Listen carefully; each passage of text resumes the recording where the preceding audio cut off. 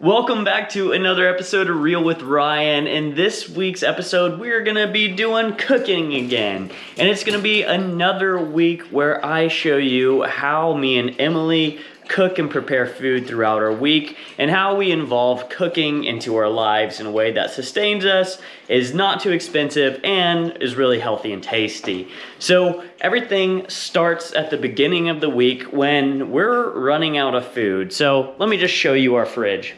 Here's what our fridge looks like now. Usually we'll have leftovers and ingredients here, but we are pretty much out. We have some sauces and we have some, lunch meat we give to Ollie, and we have a handful of just ingredients. So stuff like eggs, half and half. It looks like we're actually out of milk, but these are just basically ingredients. The only thing we really have, it looks like, is carrots and some apples and oranges. And then here is our pantry as well. So it has mostly ingredients here too, some snack items, but not a whole lot. So the timing of this varies. Like today is a Tuesday, so we've run out of food, or at least major food items to prepare. So we're gonna start brainstorming today. It's about noon. We'll be shopping later this afternoon, anywhere between 6 and 7 p.m. whenever we're off work and done with our stuff.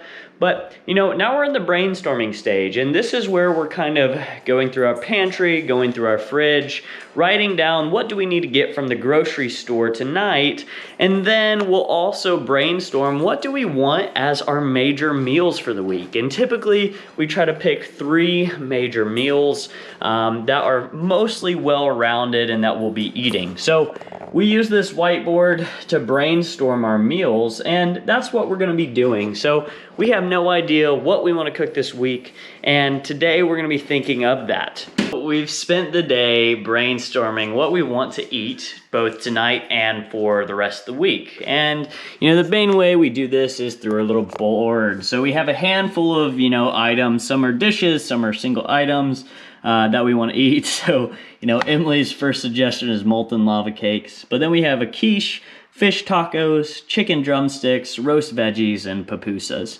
So these are gonna be kind of our staple items through the week and kind of our meals that we're gonna build and think around and, put ingredients on our grocery list. Now, I've showed you my grocery list in a past video, but let me just remind you that I use this app called Our Groceries, and it looks like that. And on this, it keeps all of our grocery items. A fun thing about that is it also syncs onto the Apple Watch. So you can look at your watch while you're in the store, cross things off. Really great feature, and it goes between both of our phones and both of our watches. So we have our meals and we have our ingredients, but I wanted to show you how I kind of, research new meals and, how I learn how to prep some of these meals, because I don't just automatically know how to make a quiche. I was flipping through this cookbook, the Mastering Art of French Cooking, and this isn't something I normally do, but I came across the quiches. And I was like, dang, a quiche sounds really good. And so that's what inspired me to put the quiche onto the grocery list. But I don't learn by reading very well. So what I do next is watch a couple of videos on how to cook a quiche. No matter what dish it is, if it's the first time I'm making it and I have no idea, I'll just go to my YouTube on my phone and type in something like quiche recipe or how to cook a quiche. And what I see a lot of people doing is they'll click on the first recipe and then they'll just follow that to an exact T. I don't like to cook like that. What I'll do is actually go through and I'll watch, 4 or 5 videos, but I don't watch every second of it. I go and click through and scan through. I see what ingredients are they using, what techniques do they use, which quiches produce the outcome that looks the best, and then I kind of try to learn, how could I do this with the ingredients I have in my kitchen. So I go through and quickly scan these couple of videos, watch them pretty quickly, and from there, that teaches me how to make a quiche. And so now I'll be able to go to the grocery store, get ingredients that don't have to be exactly to a T. I don't have to follow a recipe. I can just go and get the general ingredients that work and then bring it home and kind of make the quiche my own. Because I just don't really like following recipes. It's not really my style. So that's how I do things. So now that we have an understanding of how to make a quiche, we have the items on our list, it is time to go to the grocery store. If we were planning to make something special, cook something fancy or get better quality ingredients, we would typically go to a butcher shop or Whole Foods, or maybe shop around at different places, but this is a pretty standard week for us. So we're just gonna get everything here at Walmart and try to make it hopefully a little bit quick and snappy. Got some sweet acidity and a soft body. It's our favorite time. Checkout time. Checkout time.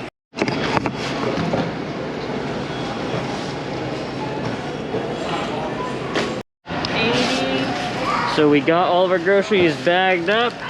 Here's the total, $171, it's not bad. Here's where me and Emily split every grocery trip, and we let her do some mental math to cut that number in half. So you're on the spot, Em. Okay, it's 85.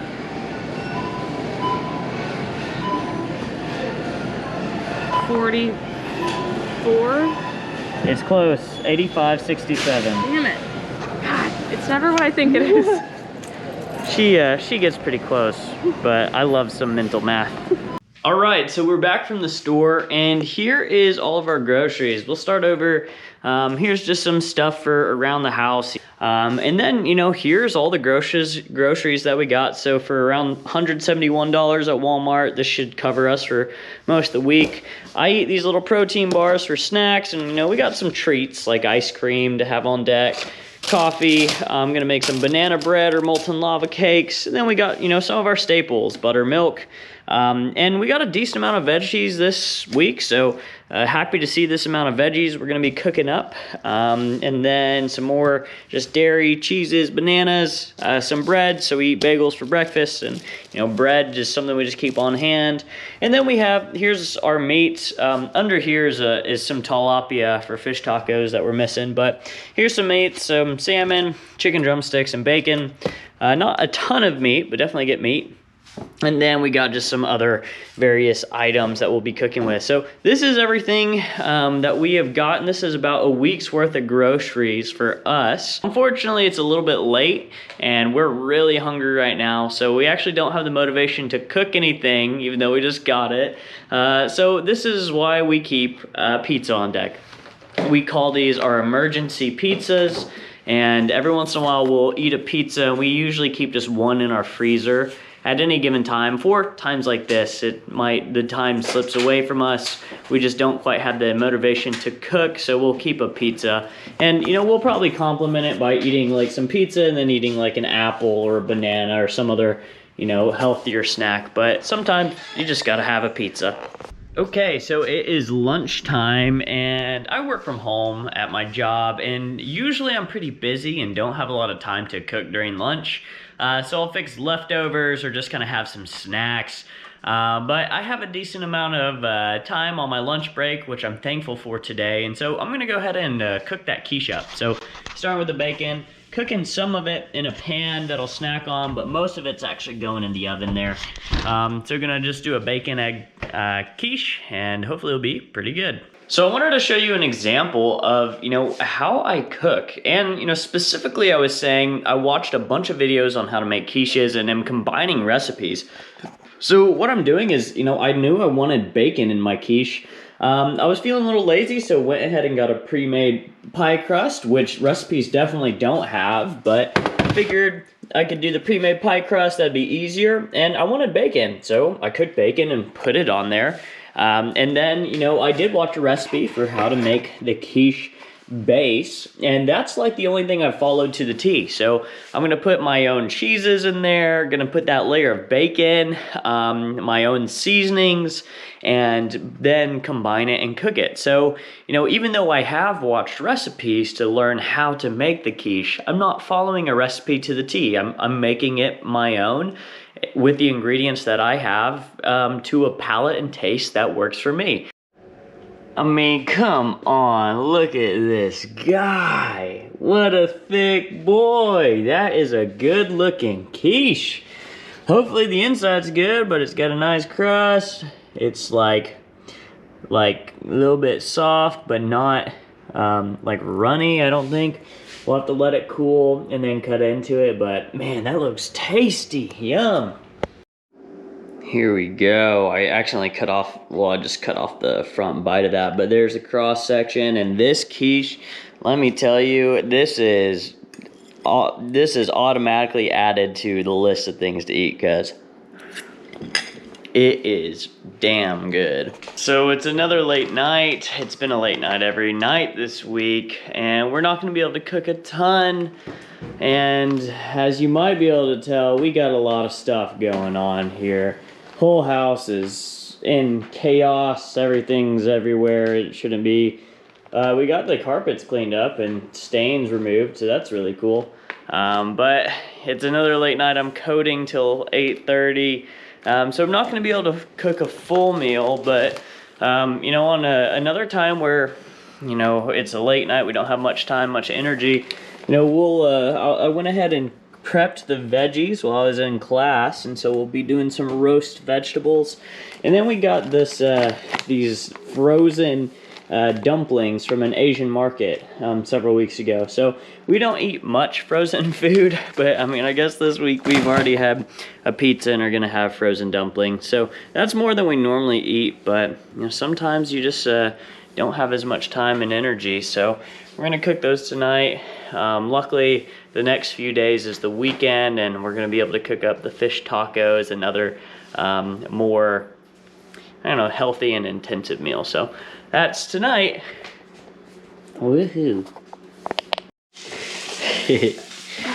We have done some cleaning, got the stains out of the carpet with the rug doctor the other day, looking good. And we pushed this back so our living room looks huge.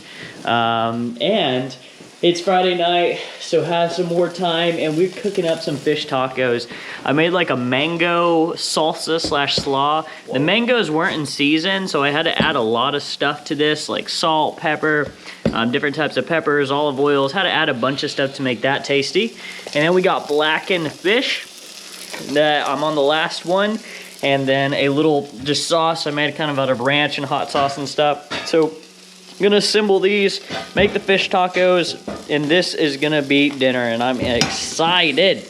So look at these fish tacos. They are looking gorgeous.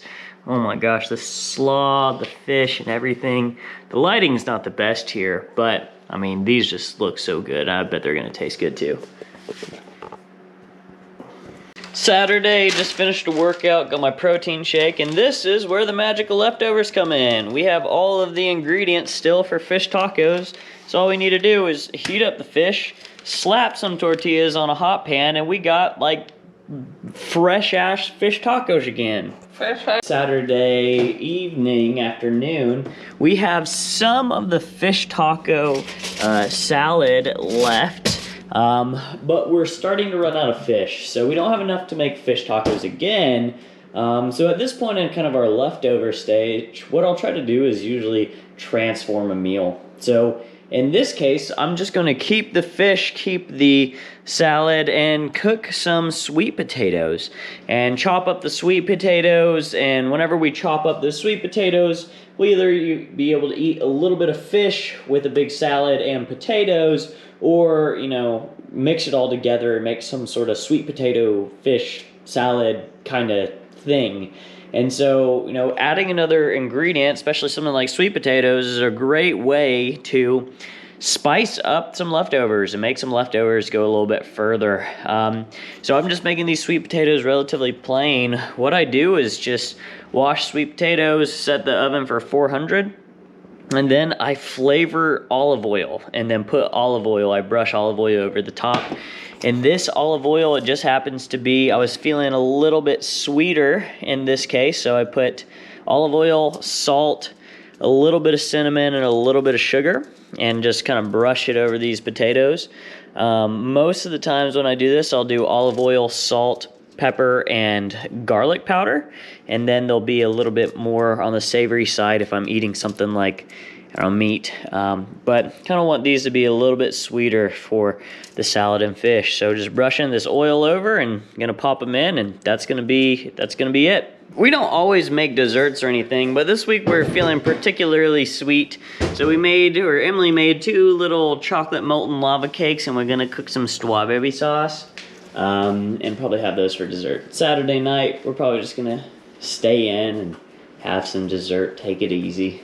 This Monday, we made it through the weekend. That salad, so the fish taco salad, we cooked some salmon up last night with it.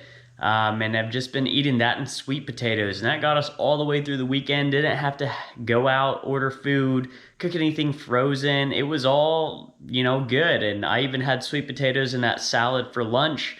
Didn't have any meat with it, but now it's Monday afternoon, and my roommate moved out, and he actually left a steak in our freezer.